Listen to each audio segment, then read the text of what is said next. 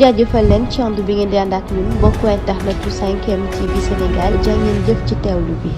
mbokk internet yu 5M TV Sénégal dal leen jàmm ci seen chaîne bile. Alioune Tine daal di yëkkati ay kàddu moom mi nga xam ne kon day xeex ci lu jëm ak yelleefu doomu aadama mu ni mënuñu amal rek kon ab élection présidentielle boo xam ni du am rek benn coow file ci réew mi ginnaaw rek ki nga xam ne leader la nekk ci kujje gi nekk itam rek homme politique boo xam ni siiw na loolu ñu bëgg ko rek daal di génne ci mbir mi moom Ousmane Sonko ginnaaw rek lu jëm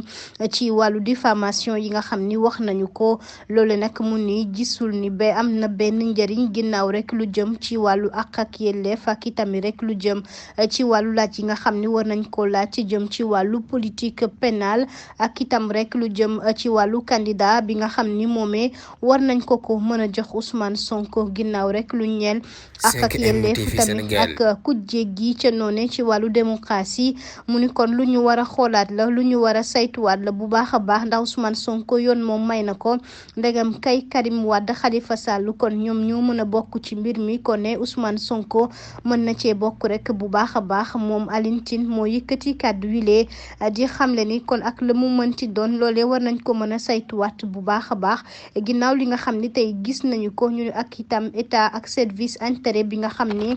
moom lay doxalee ca noonu mu leen di woo kon ngir ñu waxtaane ko waaye xool itam jëm ci suñu institution yi ak suñu républicain bi ndax jàpp na ne Afrique dañoo woolu war a booloo doon benn waaye itam jàmm ak salaam rek moo ñu ñor ak dal gi file ci Sénégal. ginnaaw ba mbir mi jeexee moom Pape Alé Niang daal di yëkkatee ay kàddu di xamle ni kon askanu Sénégal ñooy tànn fi mu nekk nii ginnaaw gi kon ñoom danañu wax rek ñaar fukki fan ak juróom ci weeru février atum 2024 gi kon kan lañ fi daal di teg ci réew mi ak lu mu mën ci doon suñu kilifa yi nga xam ni ñoo fi daal di nekk waaye itam nañuy doxalee njiitu réew mi ak nguuram gile waaye mu jàpp ne ak lu mu mënti doon tamit jëm ci magistrature bi xool nañu bu baax segg nañu itam bu baax a baax xam nañu mbir mi kay fan lay méttee wala indi gi kay fan la suusulee benn yoon ba tax na waajal nañu ko kon jëm ci élection yi te jàpp nañu askan wi fi mu nekk ni ñoom xam nañ ki ñu bëgg jëlee nañ fi ki nga xam ni kon ñu ànduñoo ak moom benn yoon te taxaw na temb ngir dem kon dañ koy rek daal di xajal yoon bi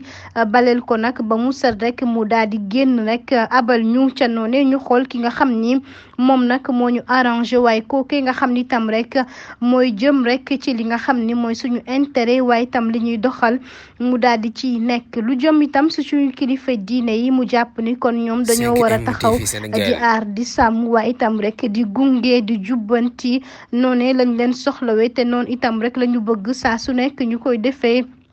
mu ni kon ñaar fukki fan ak juróom ci weeru février soreetul dara te waxtu la boo xam ni kon waxtu dëgg la waaye itam wax joo xam ni rek kon ci dëgg rek lañ koy daal di teg askanu Sénégal jàpp na ni kon ca bés boobee lañ ñi rek daal di ànd ak ki nga xam ni moom la ñu bëgg ki nga xam ni kon jàpp nañ ñi bu ñu àndee ak moom la ñu bëgg ci réew mi dinañ ko daal di am.